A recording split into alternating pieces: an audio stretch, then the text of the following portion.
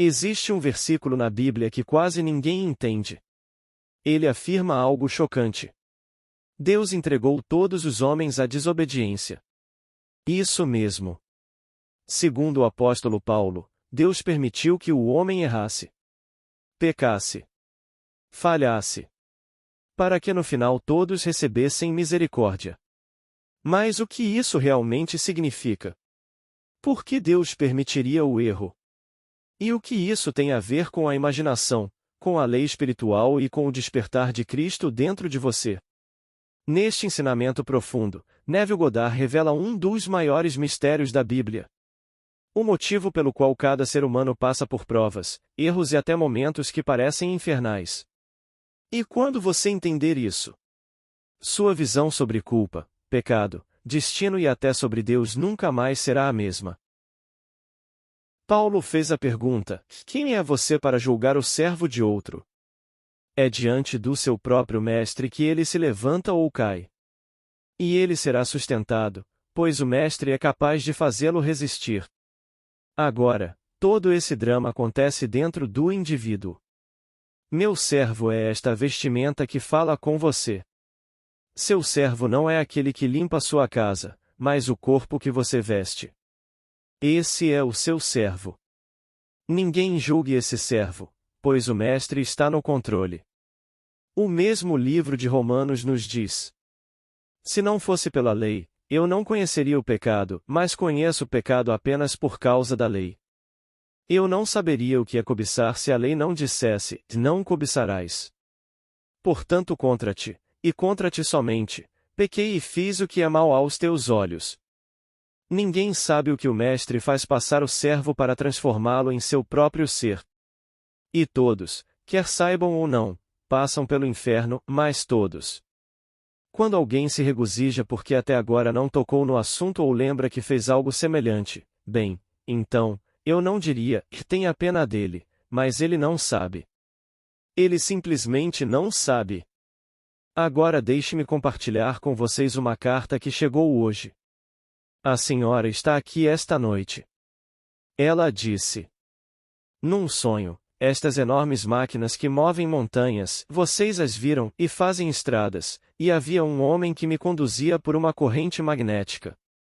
Eu me movia como uma marionete, pois ele simplesmente me movia à sua vontade, mas por dentro eu me rebelei e usei toda a força que pude para quebrar esse robô, mas ela não conseguiu. Ele simplesmente a movia à sua vontade, e ela fazia o papel de uma marionete. Então ela disse, e eu vi algo se formando. Ele estava tentando formar algo em mim, ou fora de mim, ou por mim, mas algo estava se formando, e parecia formar-se a partir de vidro líquido e quente. Bem, você conhece o calor intenso que seria necessário para reduzir o vidro ao estado líquido. E então percebi que a forma de um homem tomou forma e saiu do topo da minha cabeça. A cabeça estava perfeita, perfeitamente formada, mas o resto ainda era uma massa, ainda não formada. Eu diria a ela que estava perfeitamente formado. Não espere que nada se forme abaixo da cabeça, você não encontrará abaixo da cabeça a forma que usa agora. Eu digo, o formulário está completo quando você viu a cabeça sair da sua cabeça. Agora, em Jeremias somos informados, no último versículo do capítulo 30. A ira feroz do Senhor não retrocederá até que ele tenha executado e cumprido os propósitos de sua mente. Nos últimos dias você entenderá isso. Então, indo para o próximo capítulo, o 31, somos informados de que o Senhor fez uma grande coisa na terra. Um homem é cercado por uma mulher. Isto é traduzido como ele transformou uma mulher em homem, o retorno da Virgem Israel, sua própria emanação para si mesmo, o Senhor Jeová. No final, se alguém é o culpado, é apenas Deus, como conta o livro de Jó no final de todas as provações, de todos os horrores pelos quais ele foi submetido, e então seus amigos vieram e o consolaram. São todos seus amigos, e consolou Jó pelo horror, pelo mal que o Senhor Deus trouxe sobre ele. Então, este corpo, você o colocou no inferno, posso lhe dizer, mas você o colocou para aprender certas lições, pois nos dizem: A lei é espiritual, mas o homem não sabe que a lei é espiritual até que ele tenha passou por todos esses fogos da experiência, e então ele descobre que é espiritual, e no final, quando tudo se desenrola dentro dele, então a lei se torna tão fácil para ele operar, mas não até o fim. Pois nos dizem: Deus entregou todos os homens à desobediência, para que pudesse ter misericórdia de todos. Ele consignou todos os homens à desobediência, para que tenha misericórdia de todos. Aqui está uma história simples. Menino nascido na pobreza, nascido em Odessa, na Rússia, em uma família judia que nada sabia sobre refeições completas, ele era o mais velho de uma família de 5 pessoas. Em tenra idade, sua mãe morreu, deixando apenas alguns bebês. Ele tinha talvez, eu diria, 10 anos. Ele teve que trabalhar para sustentar a família. Seu pai era trabalhador, mas não conseguia trazer o suficiente para alimentar a família. Ele nunca soube o que era ter um novo par de sapatos, uma nova calça, uma camisa nova, um chapéu novo. Tudo foi dado por caridade, e esses presentes não eram coisas novas, eram simplesmente roupas de segunda mão, o que as pessoas usavam. Assim, quando ele gastasse o sapato de aniagem, poderia voltar e pegar outro par de coisas para embrulhar o pé na fria Rússia. Ele conseguiu um emprego indo ao banco todos os dias com grandes valores de papel, e eles seriam trocados por prata e cobre. Então, quando ele voltou, tinha a mesma quantia em dinheiro, desta vez em prata e cobre. E um dia, diante do caixa, ele percebeu que o cobre e a prata tinham marcas externas semelhantes. Eles eram parecidos, e ele se perguntou: não seria maravilhoso se ele cometesse um erro? Não seria maravilhoso se aquele caixa cometesse um erro e me desse prata em vez de cobre? Naquele momento, ele presumiu que era o caixa e, mentalmente, pegou as coisas e voltou para a loja. Ele sabia que o caixa não tinha feito isso, mas simplesmente apagou tudo e jogou um joguinho, e voltou sentindo que o caixa havia cometido o erro e se perguntou: agora, o que eu faria? Entrarei em um restaurante e comerei pela primeira vez na vida até me sentir satisfeito. Vou comer até passar pelos ouvidos, depois compro um par de sapatos e depois compro uma calça. Ele sabia que isso cobriria tanto. Quando voltou à loja, o homem não havia cometido nenhum erro, mas teve a alegria de seguir essa suposição. No dia seguinte o homem cometeu esse erro. E ele percebeu isso no minuto em que o homem cometeu o erro, então ele foi a outro banco e trocou o dinheiro pela quantia certa, para que pudesse levar de volta a quantia certa para a loja, deixando para si esse dinheiro. E com esse dinheiro extra, ele disse: lutei comigo mesmo o dia todo e naquela noite, quando fui para a cama, mal consegui dormir. Lutei e lutei comigo mesmo, porque isso estava em conflito com o que minha falecida mãe havia ensinado: não roubarás, não cobiçarás. No entanto, no dia seguinte, minha fome e meu desejo de ter um novo par de sapatos e um novo par de calças dominaram o que ouvi de minha mãe, e comi até que isso acontecesse, não nas orelhas, mas até ficar empanturrado. Aí comprei uma calça e um par de sapatos. Bem, quem fez isso? Se a lei não tivesse vindo ao mundo, eu nunca teria conhecido o pecado. Se a lei não dissesse: não cobiçarás, eu não saberia o que é cobiçar, e ainda assim aquele que me guia me entregou à desobediência. Então aqui está a senhora, conduzida como uma marionete por essa corrente que ela não conseguia controlar, ela controlava, formando nela e nela aquilo que poderia se refletir perfeitamente. É a história de Cristo. Até que Cristo seja formado em você, assim nos dizem. Cristo reflete a glória de Deus e é a imagem expressa de sua pessoa. Bem, quem está formando o Mestre? A palavra traduzida como Mestre significa a autoridade suprema, o controlador, Deus, o Senhor. Isso é o que significa. Então, quando eles usam a palavra Mestre, você procura e verá que significa a autoridade suprema, o Senhor, Deus, o controlador. Portanto, o controlador está no controle de todas as vidas no mundo. Esse controlador é Deus, e você está consignado à desobediência, para que ele tenha misericórdia de você. Então, você se encontra, como ele, faminto e envergonhado por causa dos trapos que usava, e aprendeu que a lei era espiritual. Então, ele saiu daquele estado como um menino judeu empobrecido em Odessa, na Rússia, e depois da Revolução, ele se encontrou, quando a guerra chegou ao fim, entre os soldados que deixaram a Rússia e foram para a França. Assim, quando morresse, aos 77 anos, na Sexta-feira Santa, na última Sexta-feira Santa, poderia deixar um patrimônio que chegava a milhões. Ele aprendeu a lei. Ele aprendeu que a lei é espiritual. E ele mesmo me disse que nunca levava um homem ao tribunal por contas não pagas, sentava-se à sua mesa quando todos os funcionários saíam e escrevia uma carta agradecendo ao homem pelo cheque. Ele nunca o enviou pelo correio, mas entrava nesse estado de espírito e agradecia pelo cheque que haviam enviado.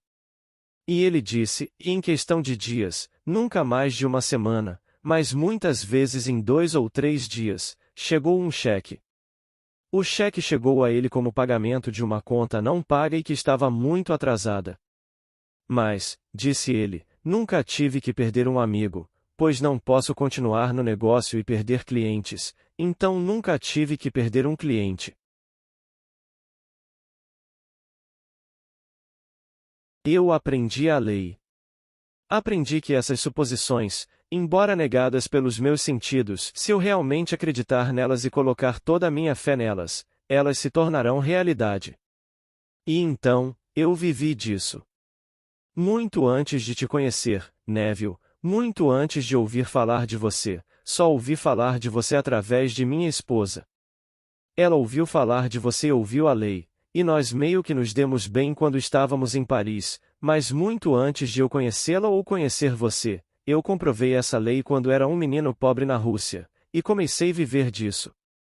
Portanto, nunca levei um homem ao tribunal para recuperar o dinheiro que adiantei na forma de mercadorias. Então, quando ele morreu com a idade avançada de 77 anos, ele morreu repentinamente de ataque cardíaco. Bem, ele provou que as palavras de Paulo estavam certas, e ele não conhecia Paulo, pois ele nasceu e foi criado na fé judaica. E duvidei que ele alguma vez tivesse lido o Novo Testamento.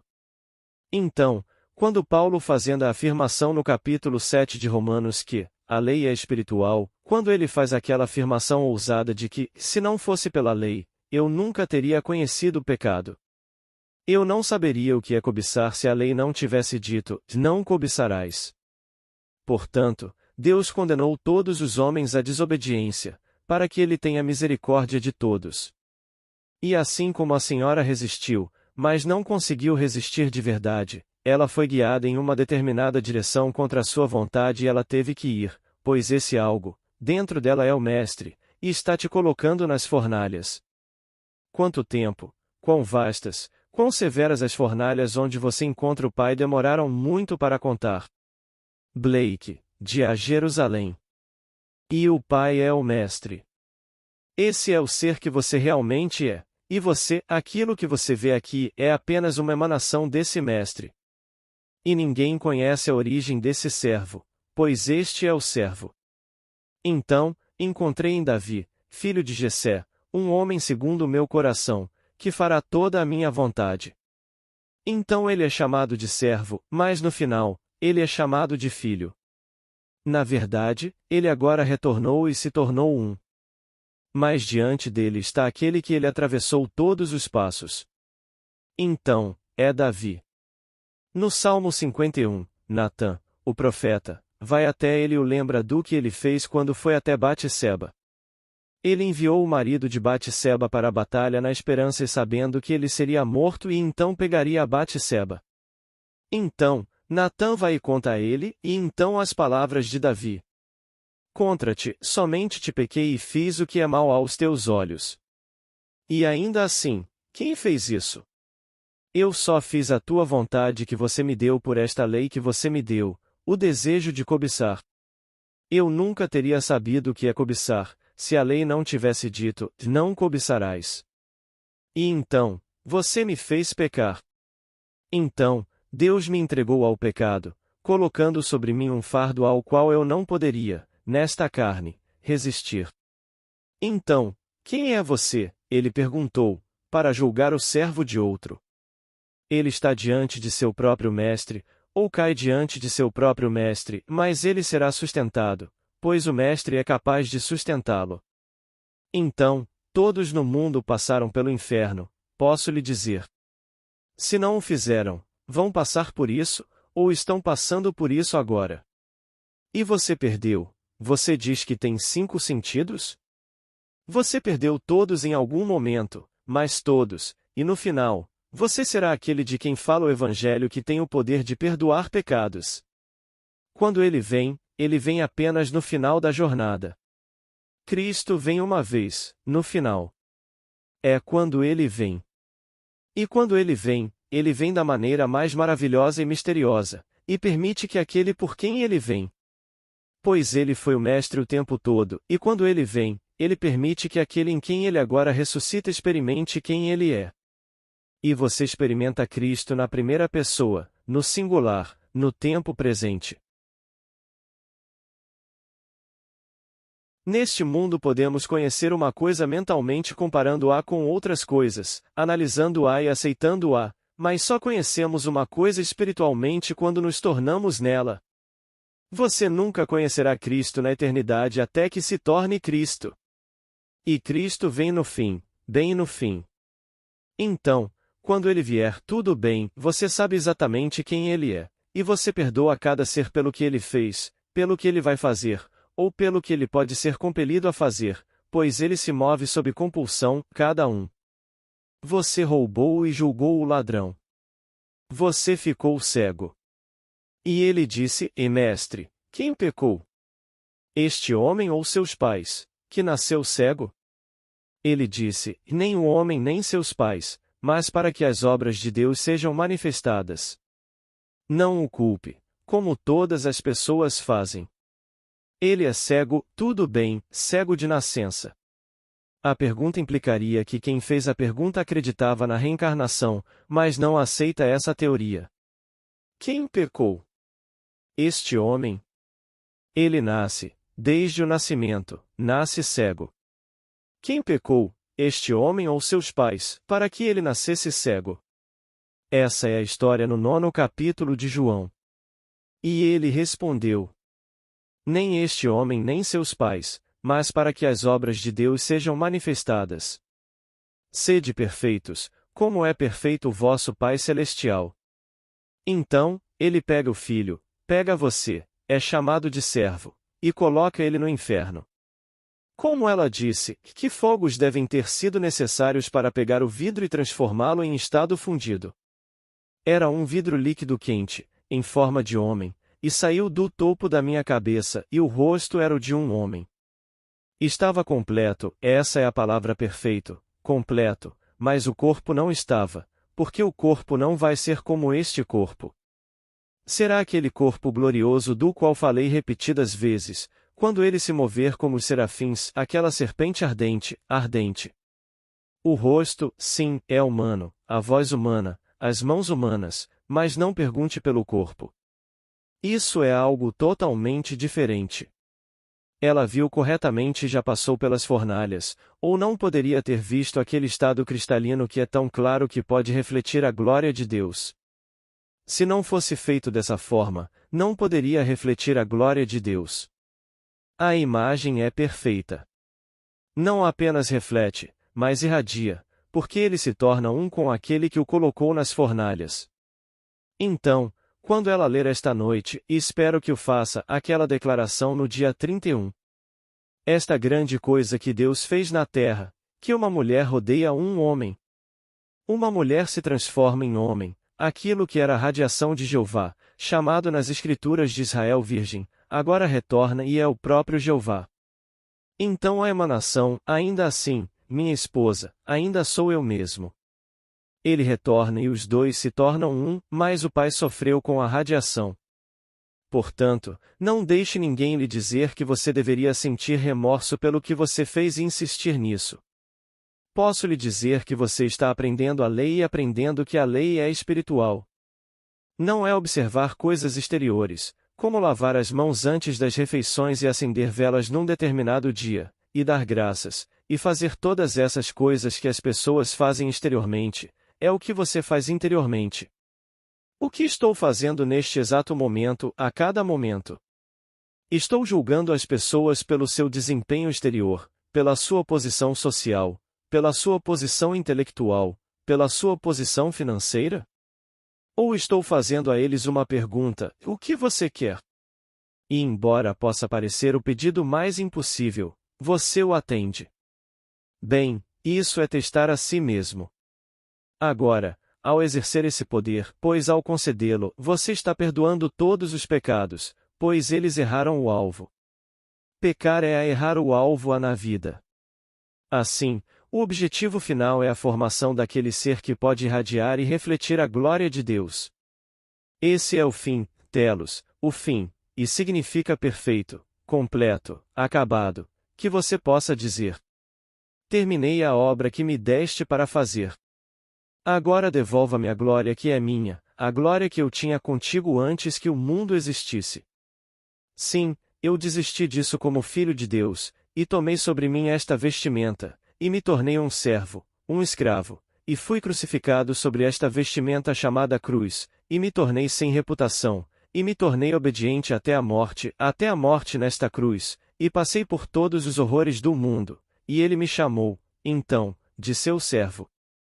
Mas no final, quando terminei a obra que vim fazer, a cruz é retirada e eu me levanto, e sou o próprio ser, pois subi do Filho ao do Pai. Mas porque sou Pai, ainda deve haver um Filho para testemunhar a minha paternidade, e ele está diante de mim, e ele é Davi, a soma total de todas as minhas experiências humanas, mas desta vez glorificado.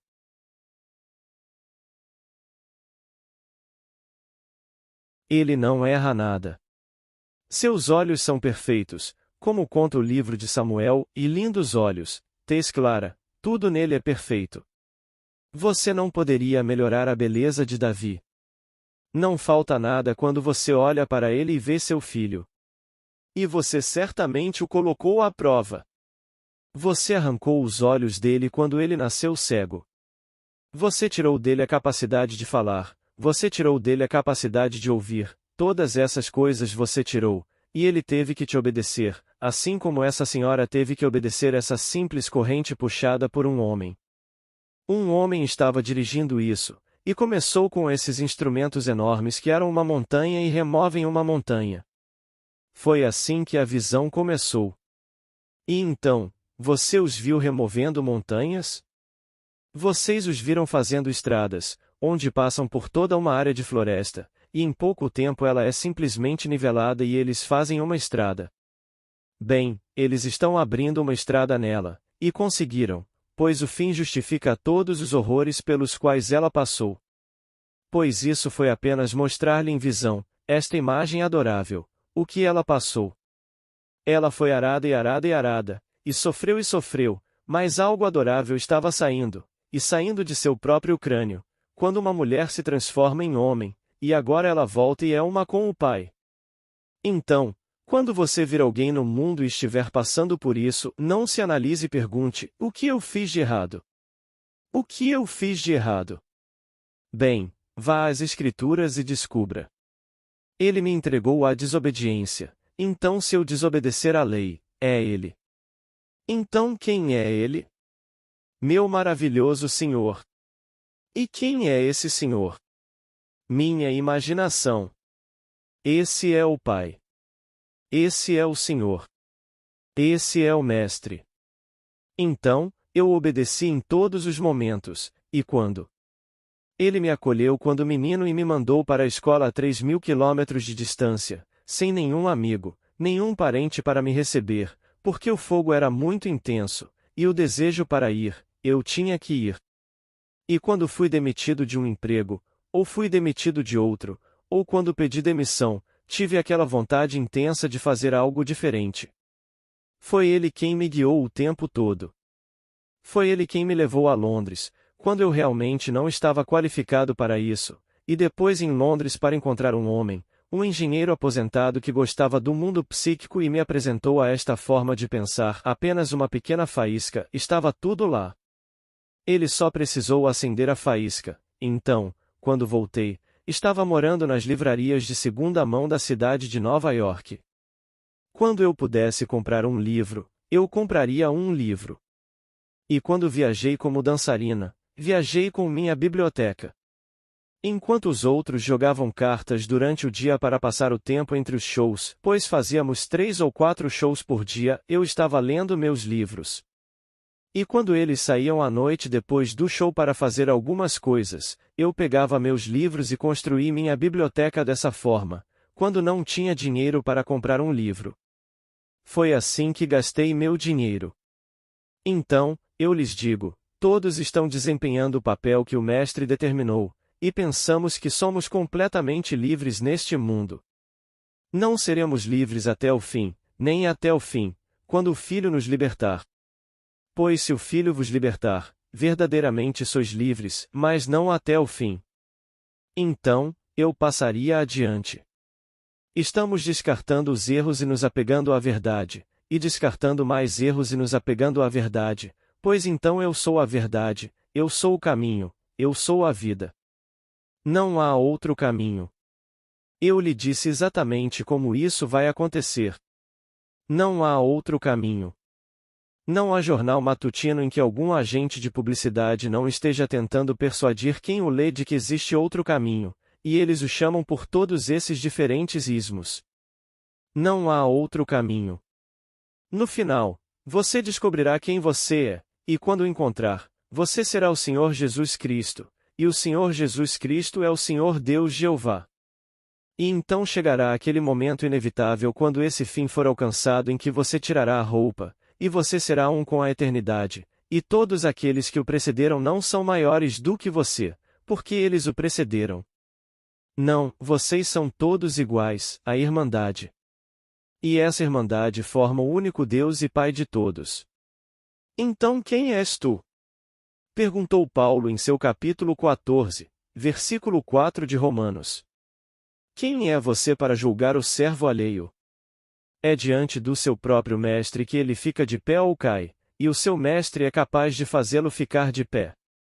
Ele será mantido em pé e, no final, tudo será perdoado. Então, esta noite digo ao meu amigo que escreveu a carta que recebi hoje, parabéns.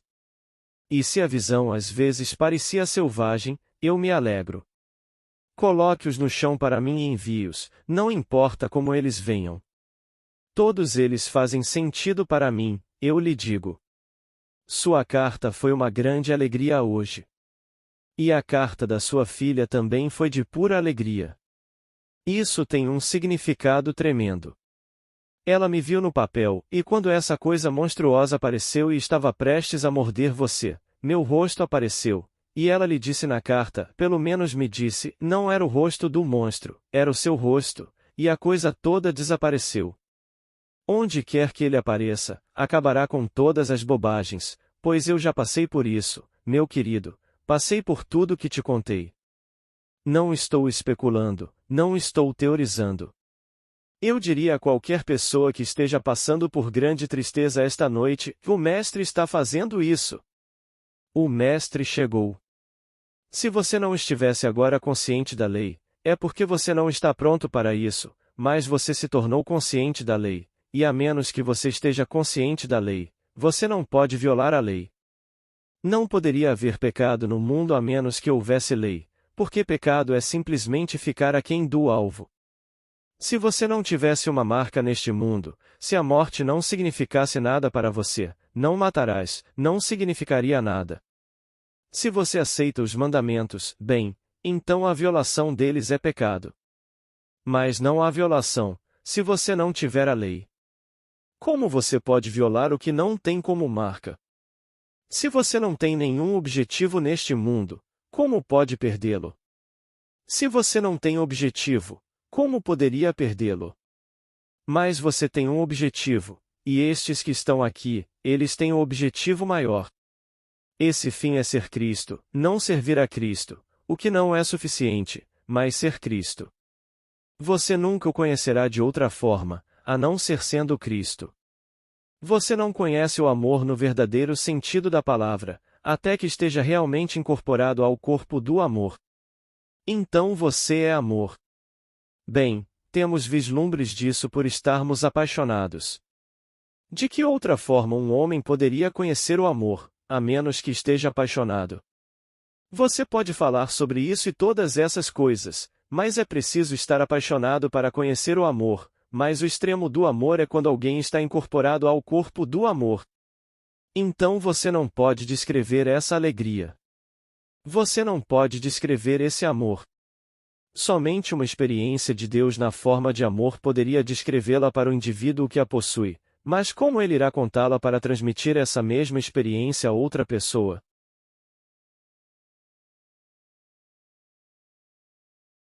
Ele não pode fazer isso, mas pode encorajar outros, e eles simplesmente acreditarão nele, se é que acreditam nele, e ele continuará cegamente contando a todos, aqueles que acreditam e aqueles que não acreditam, até aquele momento em que ele retorna ao corpo do amor e assume o seu lugar. Onde? Em você. Pois no final, existe apenas um Pai de todos. Então, esta noite, se você tiver tempo, leia os dias 14 e 7, na verdade, está tudo em Romanos, onde ele pega os primeiros 8 capítulos e estabelece os fundamentos. Mas o dia 7, citei bastante do dia 7 esta noite. E você descobrirá que ele perdoa a todos, pois, aquele que eliminava as pessoas do caminho tornou-se então o maior, eu diria, agente promotor do caminho. A senhora também disse em sua visão que havia Paulo, e ela era Paulo, mas Paulo falou de si mesmo como mulher, mulher se transformando em homem. Eu lhe digo, na ressurreição você está acima da organização do sexo. Você não é homem nem mulher, não é escravo nem livre, você é Cristo, e Cristo é Deus. Até que esse momento chegue, você ainda é servo daquele mestre que o está conduzindo, como ele a conduz, e chegará o dia em que ele se formará em você. Cristo se formará, para que ele possa te irradiar, pois você é o mestre, e te refletirá, e quando esse momento chegar, então você retornará, e você será um com o mestre que é o Senhor Jeová. Parece além dos sonhos mais loucos do homem, mas posso lhe dizer que é verdade. Então, não condene ninguém. Deixe-os em paz. Quando eles estiverem sofrendo, deixe seu coração se compadecer deles e expressar misericórdia, pois você já passou por isso. Ou então, você passará por isso, pois ninguém sairá até que seja perfeito, como seu Pai é perfeito. E o Pai teve que passar por todas as experiências do homem para ser perfeito. E você vai passar, ou já passou, ouso dizer, você passou, é por isso que está aqui, todas as experiências da humanidade. E no final, você é Deus Pai.